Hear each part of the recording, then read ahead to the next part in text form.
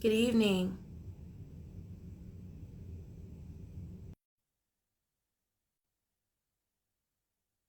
Good evening. Thank you so much for joining us. We'll be getting started shortly.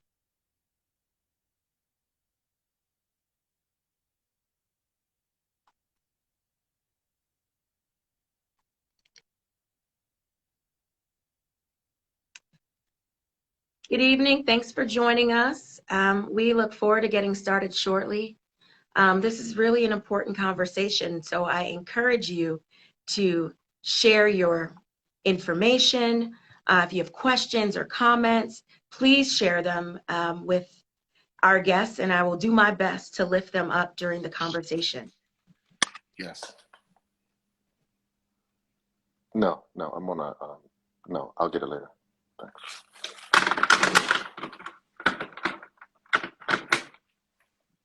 Hi, Dr. Lindsay. How are you? I'm doing well. How are you? Doing well. So glad to have you this evening.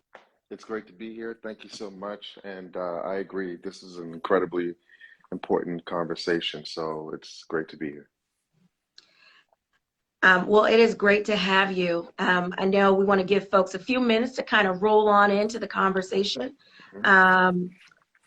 Um, we are just waiting on our next guest. I think we're having a couple of technical difficulties, but I really do appreciate you joining us.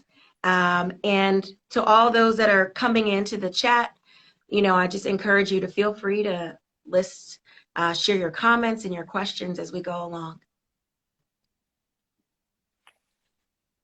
Give me one moment.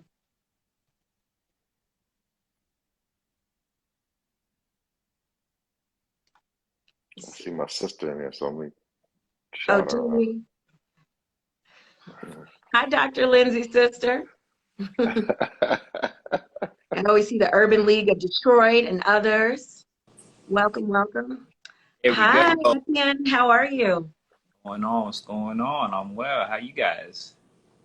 Doing well. So Doing glad well. to have you both on today. Glad to be here. Dr. Lindsay, you over here looking like you just came off of a shift, man. Got your necktie. Hey, that's about right. I scrambled to be in place, so you're absolutely right. That's exactly what happened. Yeah. Well, we appreciate you both for being here. We know it's busy times for all of us, and really looking forward to the conversation. So why don't I just kind of kick us off and kind of set the stage for today's topic. So welcome to everyone who has joined us thus far. Um, and thank you for really tuning into tonight's Justice Now conversation, sponsored by the National Urban League. I'm your host, Jerica Richardson, and I serve as the Senior Vice President for Equitable Justice and Strategic Initiatives at the League. And so tonight, we're here to talk about a topic that's slightly different than those that we've talked about before, but equally related to justice and social justice in this community and across the world.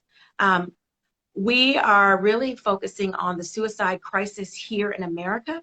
And I thought it was important to have our two guests on really to kind of lay out the problem, the issue, but talk about how we can focus on prevention. And I just want to lift up a stat or two for you all, just so you understand the scope and the magnitude of the problem. So from 2010 to 2020, the suicide death rate in America increased by 12%, and nearly 500,000 people were lost during that time. And I lift that up because we're talking about 2020, which really is the beginning of the pandemic. And so as we move through its height and as the pandemic continues to rage on, even now in 2022, we are really seeing devastating effects on our community. And I think it's really important that we ring the alarm, that we bring attention to this issue, because the pandemic has not only created challenges for us in terms of our physical wealth, but our mental health as well. And so I'm really excited to have really two purpose-filled guests who have been doing incredible work in this space with us tonight. And so first, let me introduce you to Dr. Michael Lindsay. Dr. Lindsay is a noted scholar in several fields, one of them being child and adolescent mental health. He is the dean and the Paulette Goddard Professor of Social Work at New York University here in New York City, at their Silver School of Social Work. And he is also an Aspen Health Innovators Fellow. Dr. Lindsay led the working group of experts that supported the Congressional Black Caucus Emergency Task Force on Black Youth Suicide and Mental Health, which created the report, Ring the Alarm, which is what we are trying to do tonight, titled The Crisis of Black Youth Suicide in America. Welcome, Dr. Lindsay. Thank you, Jerica, for having me.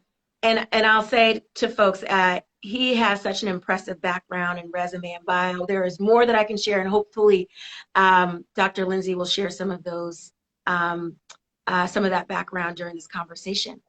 And I'm also happy to be joined by another guest who's coming all the way from the West Coast. So we got East Coast here, we got West Coast, Etienne Maurice. And Etienne is a filmmaker, an actor, an activist, and advocate dedicated to using his creative passions for social change. Etienne's mission is to build community in digital and physical spaces through the arts, health, and wellness. So following the tragic death of Ahmaud Arbery and George Floyd and just so many others, Black and brown people across this country, really during the social justice awakening, Etienne really created a new space where he founded the nonprofit organization Walk Good LA in June of 2020. And he recognized the need for community healing. And he's here to talk to us about that work, especially as it relates to prevention and connectedness. Etienne, welcome. Thank you. Thank you so much for having me. Pleasure to be here from all the way from LA. All the way from LA. So, you know, we have East Coast, West Coast. So for those of you who have tuned in, please feel free to drop us a line and let us know where you're viewing from. If you have questions throughout the conversation or comments, please feel free to drop them in. I will do my best to lift them up. I really want this to be an interactive conversation. Etienne, let me start with you. With Walk Good LA, really, what specifically about the social justice awakening really prompted you to move forward in this space, right? We know there are a lot of challenges. People are focusing on policy, on poverty, and all the different inequities that really were brought to bear during the pandemic. What made you focus on wellness? Well, I first started, if you would have told me 2 years ago that I was going to be a yoga instructor and be holding spaces the way I am right now with Walk Good, I would have told you you're crazy. But I was really invested in like getting people to just move their bodies through the movement. You know, so many, while we were protesting, saying, you know, this is a movement, not a moment. And there's so many other organizations that stops, you know, just because it's not getting headlines or there's nothing to protest for. But really, what we've been able to do with Walk Good is get people to move and also be intentional about things that are not only going on in the world, but going on within ourselves and in our mind, and allowing people the space and the platform to feel at home within their bodies and in their spaces and in their environments. Walk Good LA, we started 2 years ago after the killing of Ahmaud Arbery, and I remember feeling like something had been lost. A part of me had been like taken from me. And I remember feeling like this anxiousness and this nervousness, feeling as if though I was Ahmaud, or I was, because he was doing the exact same thing that I would do, running in my neighborhood, and I couldn't fathom doing those activities in my neighborhood and to be killed and to be shot by white people. So that started my journey with Walk Good and protesting, getting my friends and family out there, and it wasn't just a regular protest, it was like a run. It was a protest run. So we go into the busiest intersections of Los Angeles, and we came back to the park, and it wasn't just like we just stayed at the park and just sat and talked to one another. We actually like used our voices. I I got one of my famous DJ friends to come and DJ and play some music so we could still have some fun and still engage in community during times of COVID, but allow people to use their voice and get on the mic and speak and say how they felt. Because a lot of times, Mhm. we feel like we can't speak or we don't have a voice, but just placing the mic in the middle of the park and then allowing people to just use their voices was just as important. And then 10 weeks into the protests, we started doing it week after week after week. We started to notice that the protests started to dwindle, and the yoga classes started to grow and grow and grow. And before our first protest, I had my cousin Namaste Marley Ray lead a few stretches, a few yoga poses, and there was like a light bulb that went off. I was like, oh, this is it. We should be able to offer spaces of healing. So while we protest, while that is just as important, we need to be able to heal and engage in restorative justice so that we can be able to come back next week and do this over again. And so while the protests, like I said, started to get less and less and less, the yoga classes started to grow and grow and grow. And so it started out as 35 people is now involved into 300, 400 people at any given time. You've attended one of our yoga classes in New York, You. Harlem, Brooklyn when we Mhm. came out there.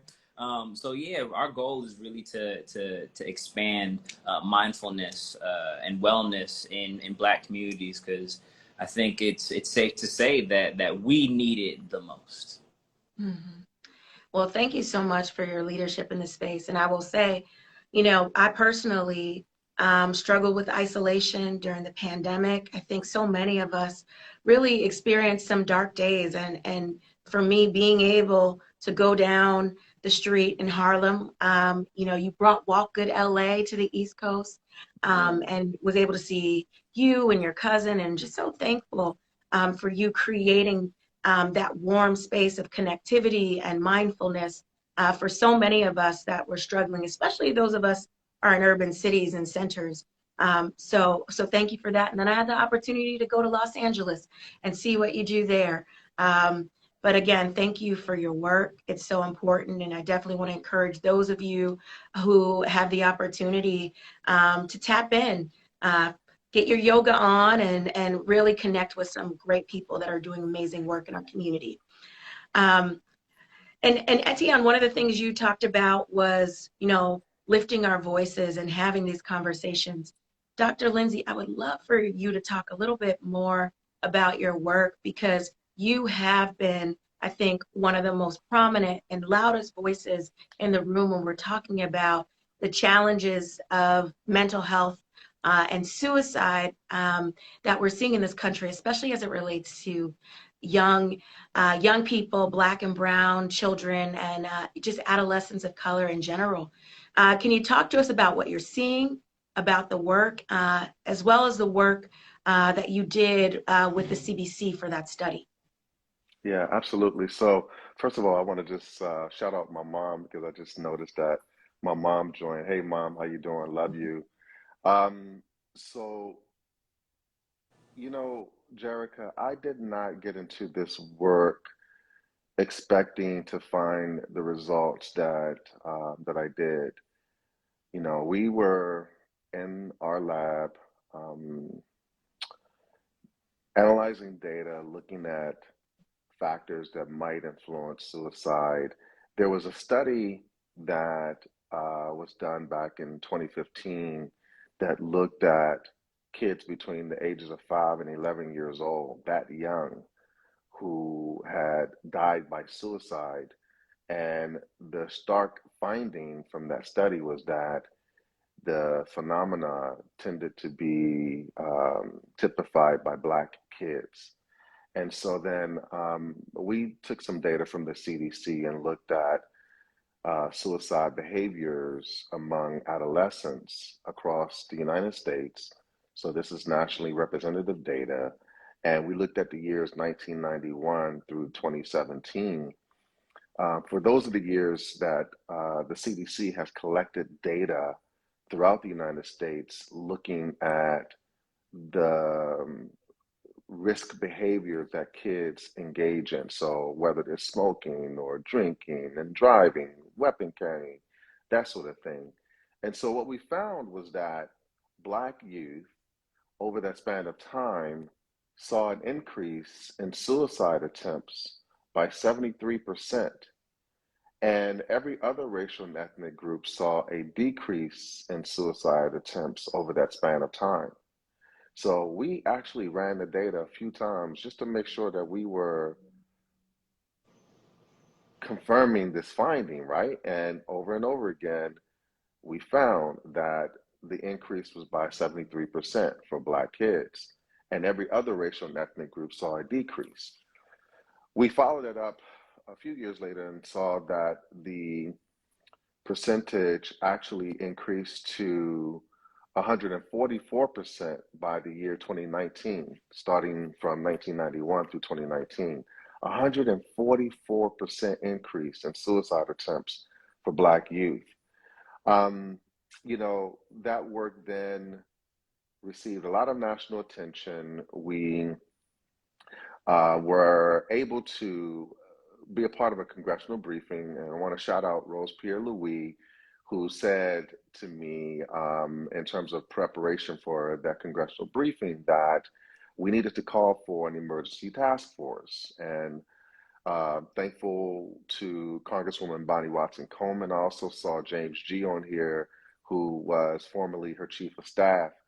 But Congresswoman Bonnie Watson Coleman really is an angel, as I describe her personified, because she heard our cry for an emergency task force and then said, she's going to do something about it, and went to the Congressional Black Caucus and convened this task force and asked us to lead the working group. And so we did produce this report, the Ring the Alarm, the Crisis of Black Youth Suicide. Shout out to the McSilver Institute and my colleagues there who helped to really pull this report together, and all the other colleagues from around the country who contributed. These were national experts who have so much rich history and experience and research on this topic. So you might ask why, or why is it that Black youth are, dying by suicide at higher rates, or attempting suicide, et cetera, et cetera. And, I think you can point to a lot of things that I know that in this time we have together, we're going to unpack. But one of the things that's most scary to me is a recent finding that we observed in our data, which was that, and shout out to Megan Romanelli, who led the study that we produced last year. But we found that Black youth, compared to white youth, are almost 3 times more likely to attempt suicide without also reporting that they thought about suicide or planned suicide. So I've talked to moms who have had a child die by suicide who said to me, I had no idea that my child was thinking about suicide or had a plan for a suicide attempt. And it does seem to be the case that for some Black kids, this is happening seemingly out of nowhere. And so we have to think about then, why are kids seemingly giving up on life before they've had a chance to even begin life, right? And I think you can point to a couple of things, and I'll end with just 3 things I want to leave with folks, because I think we all have an opportunity to do something about this. So one thing is that we often misinterpret mental health challenges or the warning signs, and we think of kids as being lazy because they're actually depressed. And what depressed youth often do is they have low energy, or anyone who's depressed, low energy. They may not engage in interpersonal relationships, or maybe withdrawn and that sort of thing. And so we don't think about how that could be, connected to depression. And, depression is one of those precursor issues that we have to think about as being connected to the potential for a suicide attempt. oftentimes in schools, we're often misinterpreting kids' behaviors as, kids sort of being bad or acting out, when underneath all of that, it could be that a kid is actually struggling with some trauma that's not been addressed or depression. I remember in one of my studies, a young black man told me, 16 years old, told me that when he sat her down about something, he wants to go and knock somebody's head off because he wanted them to feel the same pain that he Mm. felt, right? And then, you talked about early in this conversation, Jerica, and even Brother Etienne, and the work that you're doing in LA. I just really, that warms my soul that you're doing the work that you're doing. But it's in response, your work and others, to these insidious, vicious acts of violence against Black and brown bodies. And I think there is a sort of visceral, vicarious reaction that we have to these kind of circumstances, right? So there is a study that actually documented this, that suggested that if you live in a community and you're Black and someone who is Black has been killed by the police, you actually will report more days of psychological distress, as opposed to if you were white and you lived in that community, you're not likely to report any days of psychological distress. So that's one of the most definitive studies that actually documents that there is a vicarious experience related to seeing, hearing about Black and brown bodies that have been snuffed out, unfortunately, at the hands of law enforcement officials or vigilantes, or whomever, right? That has a psychological impact on us. So I think those things are related to, in some ways, the rising rate of suicide and suicide behaviors among Black youth. Now, we've asked for and have been receiving support from NIMH and other federal agencies to give us the resources to be able to document that, and that is beginning to happen, and we're thankful for that. Thank you. I mean, you really unpacked a lot in that conversation. I think one thing that really stood out to me was the piece on trauma. Um, and, I think it's important for us to talk about the elephant in the room. Obviously, the incidents that we've been seeing with policing in this country have had an impact on all of us. I mean, you can't turn on the TV, you can't go on social media without seeing another Black body slain in this country. And it is, I mean, it's obvious that so many of us probably are struggling from depression and PTSD, and all this compounds many of these things. But I want us to also just think about what it means to be Black in America, right? That we are struggling with racism, so many inequities, challenges, poverty. I mean, the list goes on and on. And so we're grappling with all of that. And at the same time, now we're starting to have more of a conversation on mental health. But I think it's important to think culturally, how have we in this country, especially people of color, how we have looked at dealing with mental health and therapy. Is there a stigma, from each of your perspectives associated with this? And do you think the stigma, sometimes we hear from relatives, just pray about it, talk to Jesus, and all of those things are great and fine. But are we missing the mark in some way?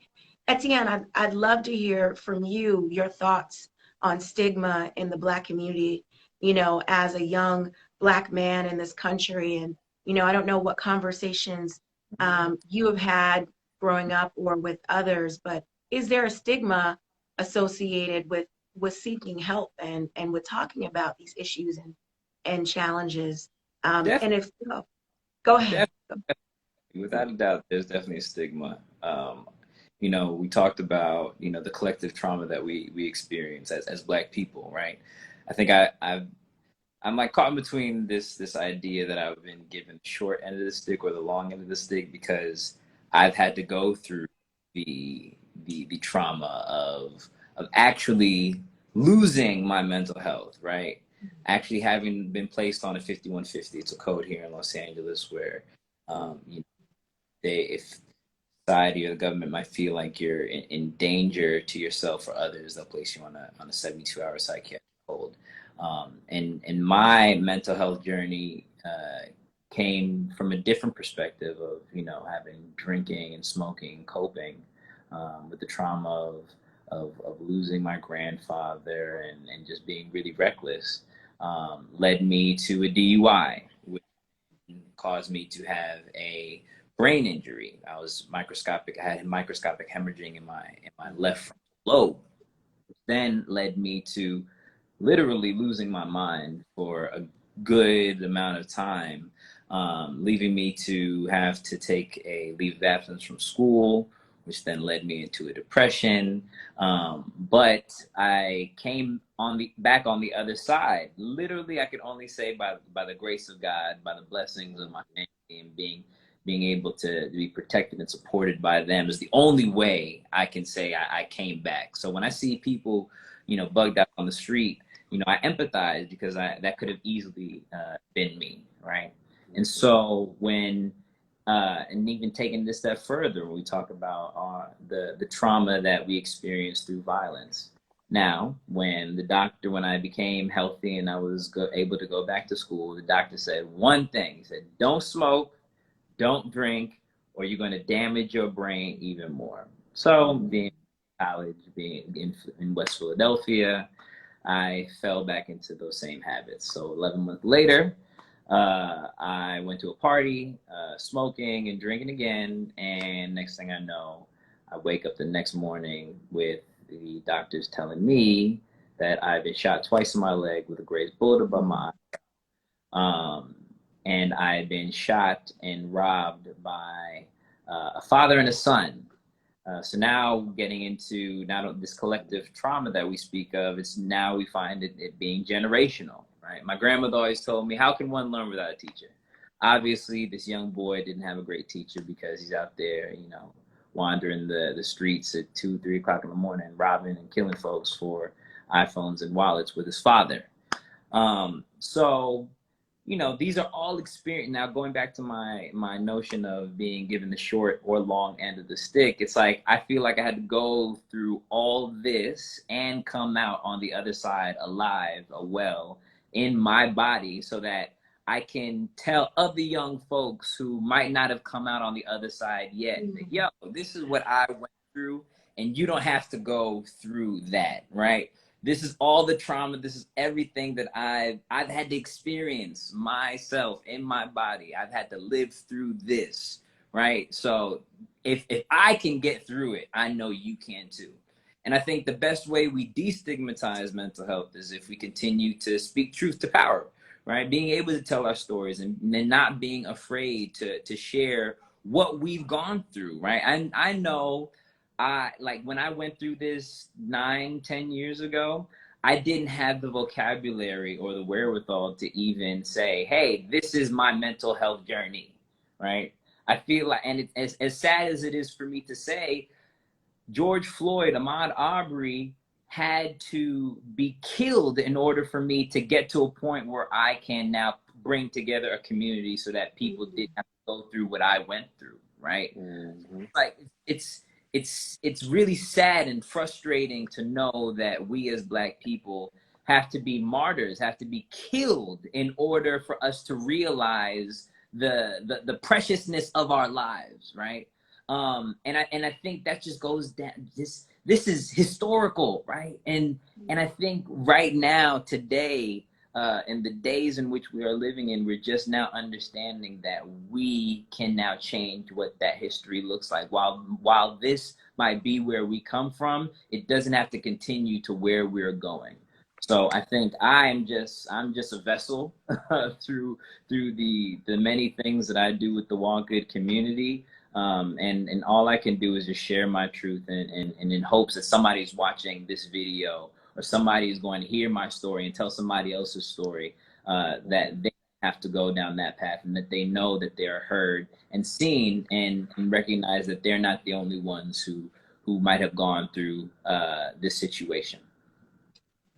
Etienne, thank you so much for Yes. your transparency. It's so powerful. Just sharing your story. You are getting so much love in this IG live and chat. And so I want you to know that folks are listening to you and hearing you. And I think you sharing your story and your truth, I think will be powerful for so many people that are struggling with all of this. You know, there are so many challenges that we deal with. And we don't talk about it. You know, Dr. Lindsay, is there anything more that you wanted to add on the stigma piece? Um, Yeah, no, I think that a couple of things. One is, first of all, thank you for speaking truth to power, my brother, because you are liberating a lot of people tonight just by sharing your story.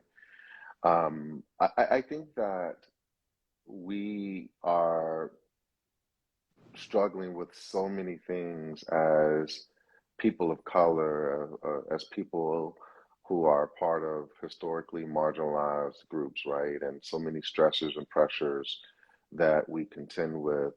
And so I think at the same time, we're also, trying to navigate this difficult terrain. And in some ways, what we do is we fake it till we make it. mm, We ignore it and hopefully, look for some kind of restoration or whatever. But we just go along to get along. And so, quite frankly, we don't have time in some ways to stop and to be depressed or to be anxious or to be traumatized. And so that has hurt us, that has engendered this sense of, skepticism about going to a mental health provider. We question whether going to a provider is going to actually help us deal with the daily stressors in our lives.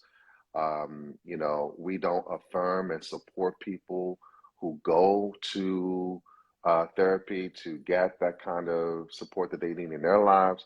Or we actually think that we're going to go and talk to some strange person that has no clue about how we are struggling and dealing with these things on a daily basis. So, those are all things that we struggle with. At the same time, I think we do have to rely on our strong tradition of praying about it and being spiritual about it. And one thing I say about therapy is that, going to therapy helps you to be clear about what you pray to God for, right? mm, And so sometimes you might sit down and pray about something you don't really know what you're praying about, right?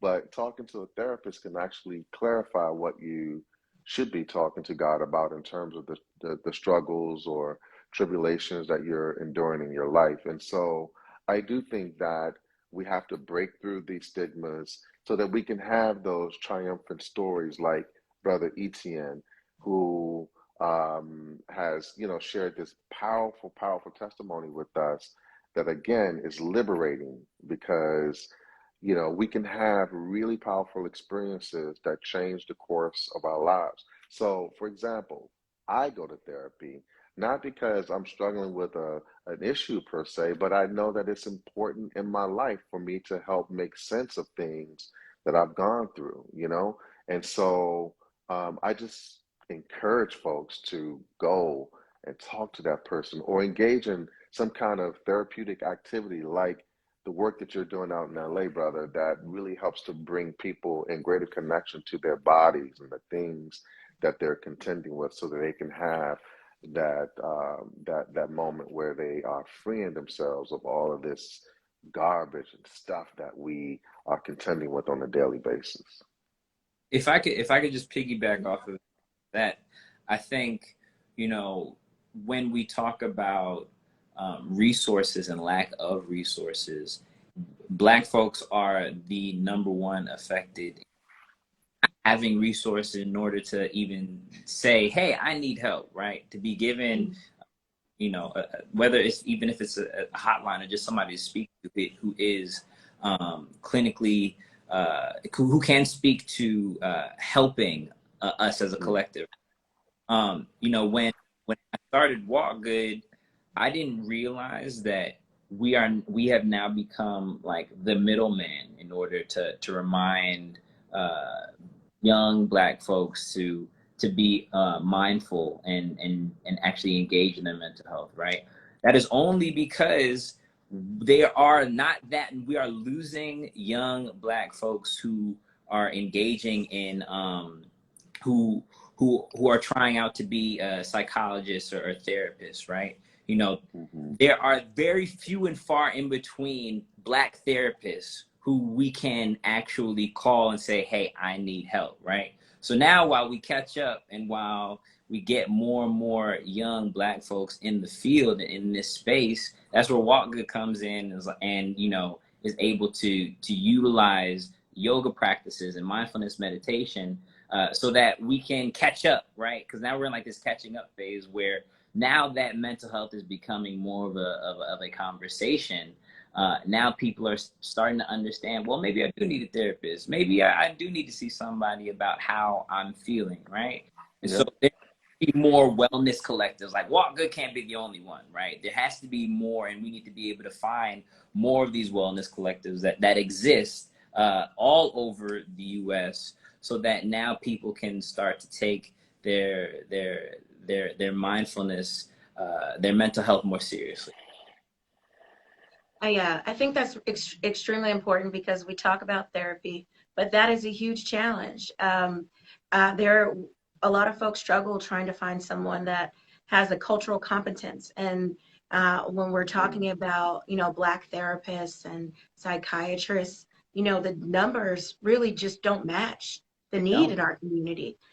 And quite frankly, I think they're, especially what we've seen in the pandemic, so many of, you know, our therapists and psychiatrists and others that just work in this wellness space are overextended because they're trying to serve so many of us.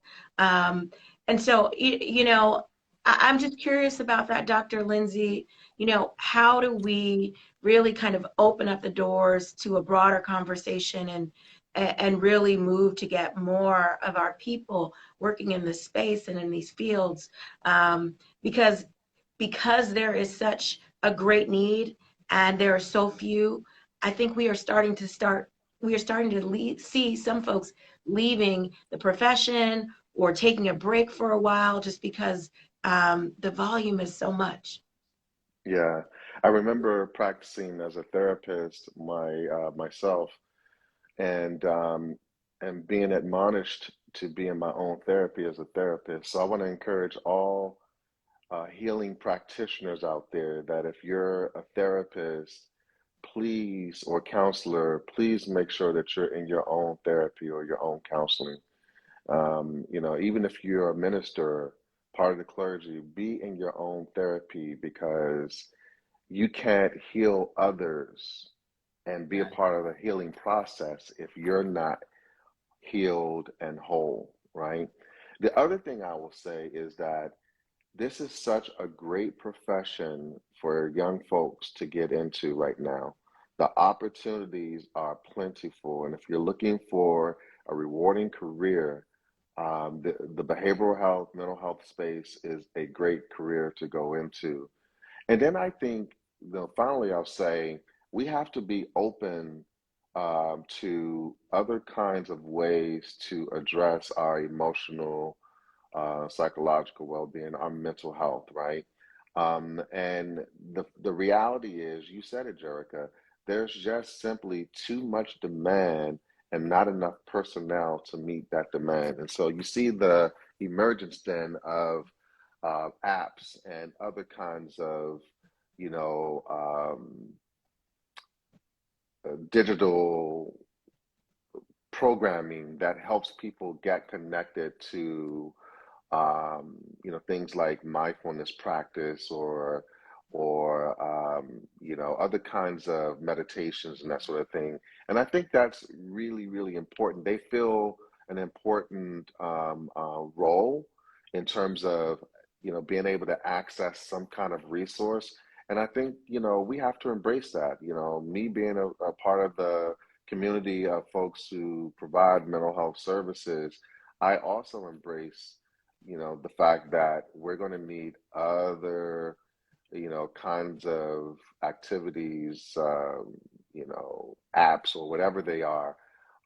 Even the work that, Brother Etienne is doing in LA, we need that work in this space to help us to get to the point of bridging those gaps that relate to our need for those services, yet they seem so far or distant in terms of our ability to access them. Thank you for that. I think we've spent a lot of time talking about the barriers. Excuse me.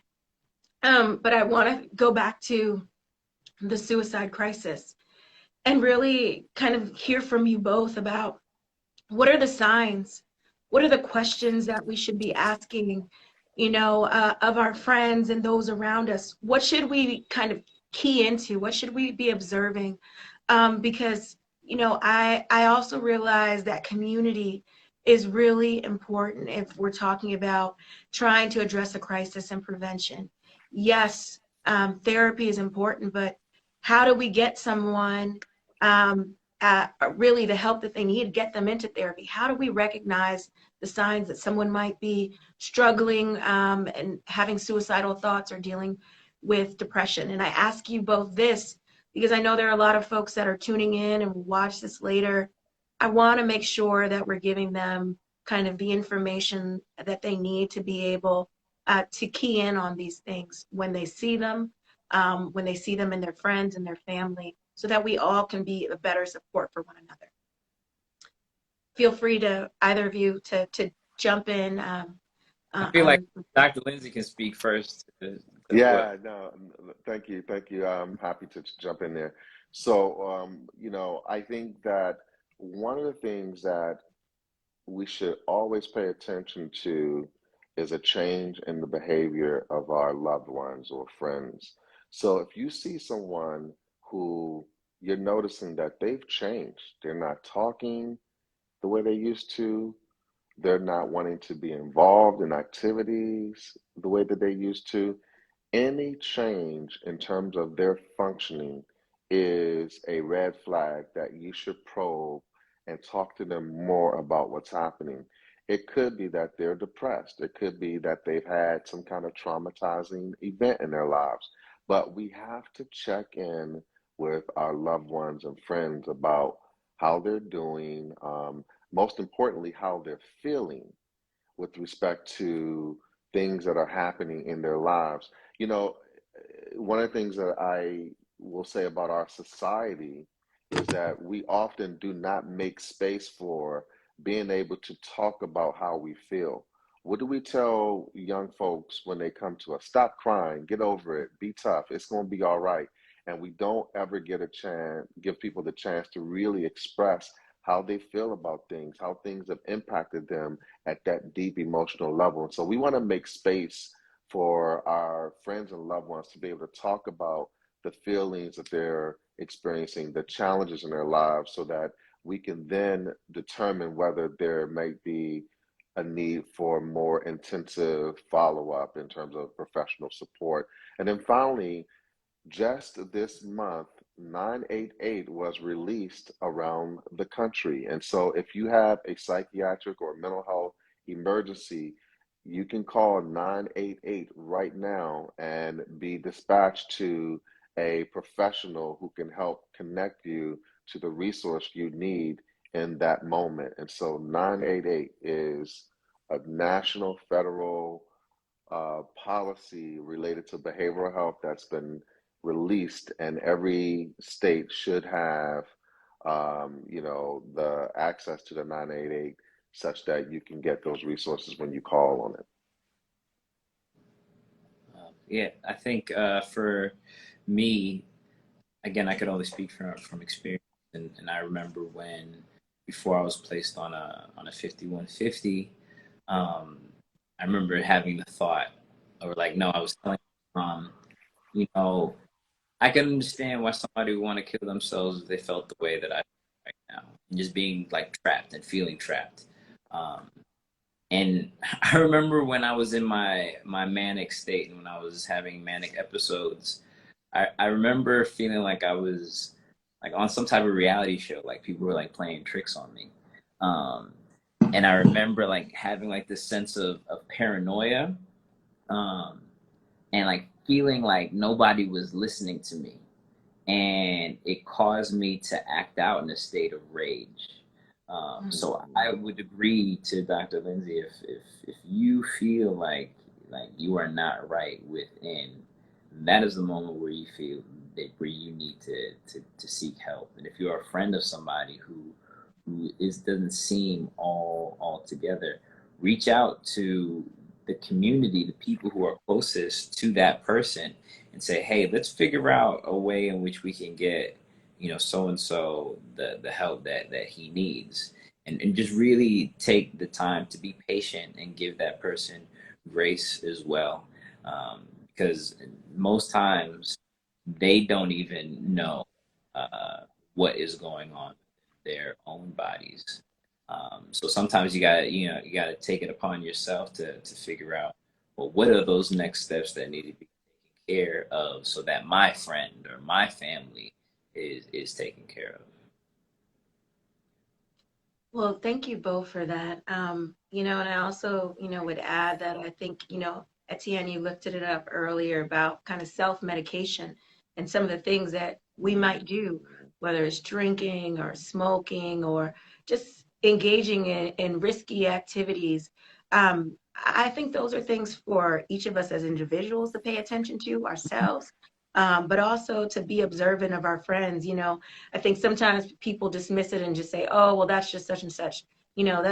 That's just who they are or their personality. But I really do think there are so many people in our community, um, because of this stigma, or just because we don't really know where to go, or because we haven't had this conversation enough in our homes and in our families and in our churches and our organizations. That we kind of miss the mark, and we miss these signs. And so I would encourage us to also focus and think about that as Yeah, well. Go I ahead. was about to say, talking about like self-medication and forming these habits that you think are just regular and just because everybody else is doing it or just because it makes you feel good. I think for me, I was just doing it to the excess, right? And I think the looking back 9 years later, I'm I've done a lot of reflecting, right, and thinking about like what got me to that space. And I think it takes a lot for you to even take that step and just to look back and really go through those moments Mm-hmm. that led you up until that point, right? And it has taken me 9 years to realize what was going on in my life at that moment, and it was because I was mourning the death of my grandfather. Mm, Right? I just now realized that was one of the major issues is that my grandfather was going through treatment for his prostate cancer, and watching him start to wither away really took like a real heavy toll on me, and being able to identify what grief is, right, and how I was handling it the complete opposite way through my smoking and my drinking, and for lack of better words, doing the absolute most, right, instead of just taking this, be like, all right, this is the issue that I'm having. I need to just take a moment and just pause. And I think, especially in today's day and age, we just don't know how to just pause. I mean, even me, I'm still guilty of, just going, and not just taking the time to say, no, I need to not do this. I need to take some time for myself because, we live in a day and age where it's just fast paced and we feel like we're missing out on something. But we're having this conversation now to kind of address that and actually take that moment to just pause and not engage in those activities like you might usually engage in, because you don't want to end up in a space in life where you're so far gone where it's like it's too late. You know? You form those habits that will and get you into a place that you never thought you'd be in. Yeah. You know. Yeah. I think that's great advice, and I know our Hmm. time is coming to a close, but I do want to kind of give you each a few minutes to just share any final thoughts or any advice on just how we as individuals or we as communities can really foster a space of better well-being and just overall wellness. I saw one of the questions that just came up that said, what if a person is or feels alone? How can they call or speak to someone that will not judge them? Is there any way we can point them in the right direction for help? So, Dr. Lindsay, I know you talked about the apps. There's a lot of services, I think, that make connecting with someone that can provide support for you more accessible. So if there's any advice that you want to give in that vein or just overall well-being, and same with you, Etienne, I'd love to hear that. And I just want to say thank you. There's been so much information that you shared that's been, I think, moving for people, and it's public education that we need. So just putting that out there, we need to have more conversations on this. And I definitely want to make sure that we create space on Justice Now to continue this conversation, because I think we've just kind of just started to crack the door. Absolutely. Yeah. No, I think that to the person's question, it is so important to, have friends and family in your life that you can count on, but it's also incredibly important to get outside perspectives, non-judgmental, unbiased perspectives. And, that's the beauty of a therapeutic experience, that it offers you that opportunity to talk with someone who is going to be objective and give you objective feedback about, the circumstances in your life. And so when you reach out to like a 988 or any other resource, you should be able to tap into a person who's going to be, non-judgmental and objective about the support that they offer.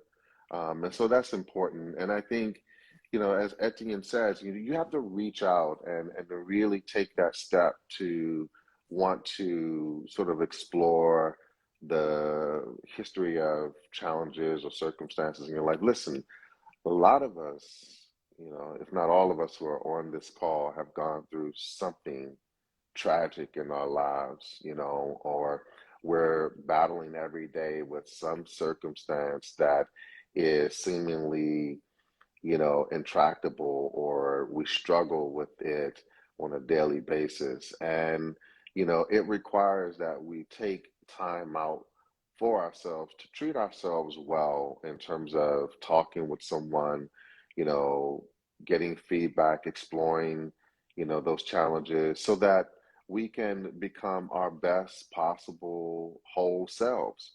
And so I think that's why it's important to go to therapy to address your mental health, because again, if you want to be your whole possible self, then just like we want to eat right, or we need to eat right, just like we exercise, our mental health is incredibly important to who we are and how we show up. Doubt, without a doubt. And I think, just piggybacking off of that, if you're ever in LA, make sure to tap in if you want to find more information about Walk Good. You can follow us at Walk Good LA. And if you're not engaged in yoga, that might be a little too much. We're always doing runs. We do runs every Wednesday in Los Angeles. We have a run club called Run Good. And we have Hike Good, which is every second Saturday for all the hikers out there who want to, find different trails in Los Angeles.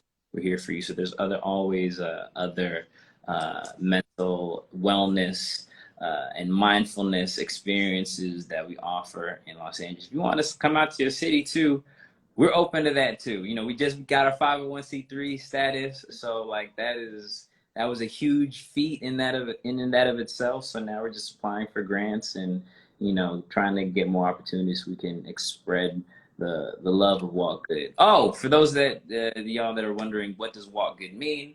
Walk Good is a Jamaican euphemism. I am Jamaican. Shout out to all my Jamaicans in the room. Walk good means to take care, be good to yourself, be good to others. It's something my grandmother would always tell me every time I leave the house. May she rest in peace, Miss Ivy Ralph. So yeah, walk good is a living, breathing memorial to those that we have lost to the fight, and just those that we've just lost just to natural causes. We breathe for those that are no longer able to breathe with us. For those of Yeah. you that need help and that are trying to find help, I think it's the utmost important to find that within yourself too. I know it's as hard as this might sound, right? To know thyself is also the most important. To know that you're good with how are you going what did Lauryn Hill say? How you gonna win when you ain't right within? Like if you're not right within, then how are you going to know? Yes. Yes. And I think, we just like you said, Erica, that door is getting cracked. Now we just got to rip that door open so that everybody else can see the light. And if I could just add one more thing to that, which is that it's very simple.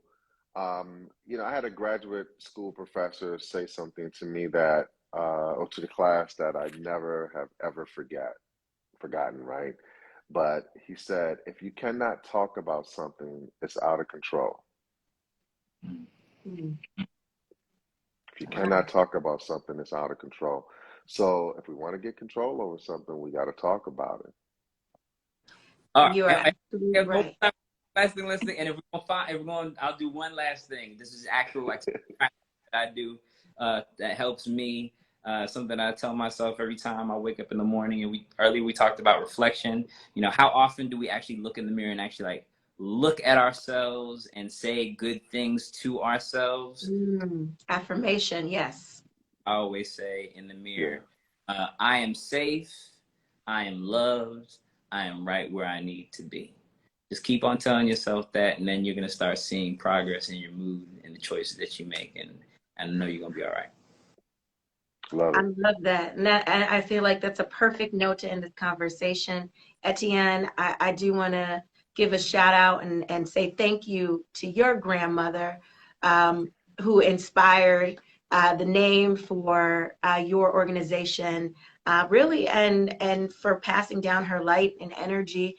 And, Dr. Lindsay, I earlier today, you mentioned Rose Pierre Louis, who is just such an amazing leader in our community, especially here in New York and beyond. And Bonnie Watson Coleman, who has been leading the charge, Congresswoman has been leading the charge, my hometown Congresswoman, actually, in Congress. And so, it has been amazing for me to be on with you powerful, inspiring brothers. And I just want to give a shout out to those sisters who have also been inspiring us and part of this work. And Etienne, I think Etienne, the best thing I guess we can say is be well, and encourage everyone really just to remember you're not alone. How important it is to connect with others, to have these tough conversations, but know that we're all going through it. We've all had dark moments, and we're struggling, and it's by connecting with others, and connecting to resources and support that we can move forward as a community. And so for all of our National Urban League, family, friend, folks in the movement, one of the things we always try to do on Justice Now is take some action steps. And I will encourage you all to get involved in more conversations like these, advocate for more resources, and really lift up policies that are going to serve so many of our communities, especially these communities of color, where access and so many other barriers are out there. Let's stay focused. This is an equity issue. Mental health is critically important to all of our wellness and our well-being. We can't fight the fight for social justice and social change if we don't first take care of ourselves. So again, Dr. Lindsay and Etienne, thank you so much for your leadership and your light. Take care, and thanks for all of you for tuning in. Remember, the time for justice is always now. Bye. Bye. Bye.